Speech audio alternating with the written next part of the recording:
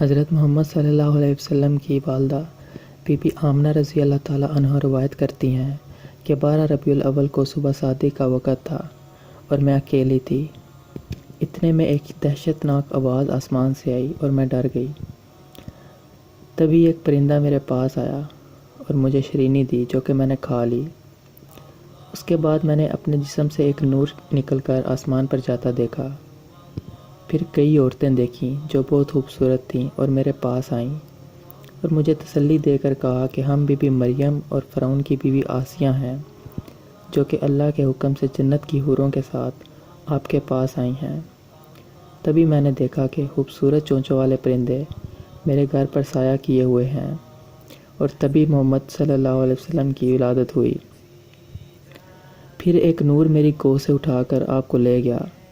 Be be Amna کہتی ہیں کہ اس شب میرے گھر چراغ نہ تھا لیکن میرا گھر ایسے روشن اور منور ہو گیا تھا کہ سوئی میں دھاگا بھی پرویا جا سکتا تھا۔ تبھی ایک آواز آئی کہ محمد صلی اللہ علیہ وسلم کو مشرق اور مغرب اور تمام جنگلات میں لے جا کر اس دنیا کی ہر چیز سے آشنائی کرواؤ۔ اس کے بعد نورانی چہرے والے 3 شخص ظاہر ہوئے جن کا چہرہ سورج کی طرح چمک رہا تھا۔ ان میں سے ایک کے ہاتھ میں چاندی، ایک کے ہاتھ میں سونا اور ایک کے ہاتھ میں ریشمی کپڑا تھا۔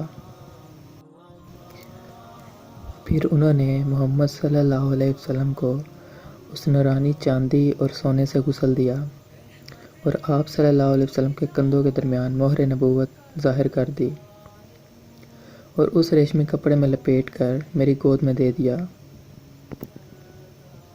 پھر ان میں سے ایک شخص آئے، انہوں نے محمد صلی اللہ علیہ وسلم کی آنکھوں پر بوسہ دیا اور ایک نے ان کے ہونٹوں پر بوسہ دے کر ان کو مبارکباد اور بشارت دی کہ اللہ تعالیٰ نے تمام علم آپ کو عنایت کر دیا ہے۔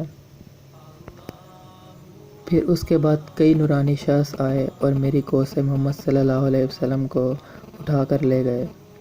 میں بہت پریشان ہو گئی کہ یا اللہ یہ کیا ماجرا ہے۔ پھر کچھ دیر بعد وہ نورانی شخصیات محمد صلی اللہ علیہ وسلم کو واپس لے آئے اور کہا کہ پریشان مت ہو، ہم ان کو حضرت آدم علیہ السلام کے پاس لے گئے تھے۔ پھر اچانک غیب سے آواز آئی، اے آمنہ اس لڑکے کی حفاظت فرمانا۔ پھر انہی نورانی شخصیات میں سے ایک نے آگے بڑھ کر محمد صلی اللہ علیہ وسلم کے چہرے پر بوسہ دیا اور کہا کہ اے محمد صلی اللہ علیہ وسلم، جو کوئی آپ پر ایمان لائے گا وہ عذاب دوزخ سے نجات پائے گا۔